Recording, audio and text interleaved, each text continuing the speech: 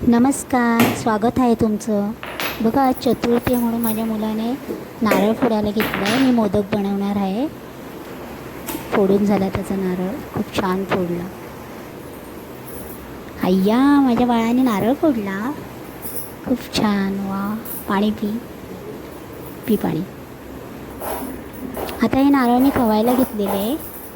व्यवस्थित असं खवून बारीक केलं आणि त्याच्यामध्ये मी अर्धा वाटी गूळ मिक्स करणार आहे. व्यवस्थित असं मिक्स करून घेतलं. आता एका कढाईमध्ये तूप घेतलं आहे आणि ते तूप गरम झालं, त्याच्यामध्ये अर्धा चमचा जिरा टाकला. त्याच्यावर मग हे खवलेलं नारळ टाकलं. व्यवस्थित असं मिक्स करून घेतलं आणि लाल होईपर्यंत चांगलं परतायचं आहे. जिरा टाकल्यामुळे ना खूप छान टेस्ट येते, तुम्ही करून बघा. आणि वेलची पूड टाकली थोडीशी, व्यवस्थित मिक्स केलं, खूप छान फ्लेवर येतो.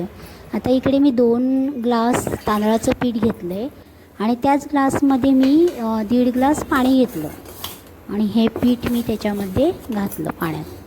चांगलं पाण्याला उकळ येऊन दिली, मग हे पीठ मी त्याच्यामध्ये ॲड केलं. आता हे एका ताटामध्ये काढून घेऊन सॉफ्ट असं त्याचं डो तयार करायचं आहे आणि थोडंच पाणी टाकून आपल्याला ते मिक्स करून घ्यायचं आहे पीठ. एकदम जास्त पाणी नाही टाकायचं, थोडं जितकं आपल्याला जरूर आहे तितकं पाणी टाकायचं.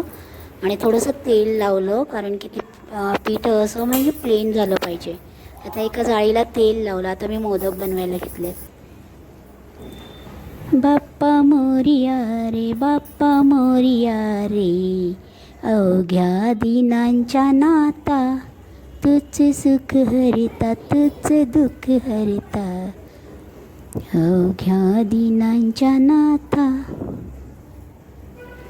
खूप छान अशी गोल वाटी बनवून घ्यायची आहे आणि त्याच्या घड्या ज्या आहेत ना मोदकाच्या, त्या आपल्याला जवळजवळ करायच्यात. जितक्या जवळजवळ तुम्ही त्याच्या घड्या करणार ना, तेवढं ते मोदक एकदम खूप छान असं त्याचं शेप येणार आहे. बघा, खूप जवळजवळ घड्या करायच्यात आणि मग त्याला हाताने असं शेप द्यायचं आहे. मला मोदक बनवायला खूप आवडतात, खूप आवडीने मोदक बनवते मी. बघा, खूप छान असा मोदक झालेला. आता हे आपण वाफ देऊन शिजवायचे आहेत.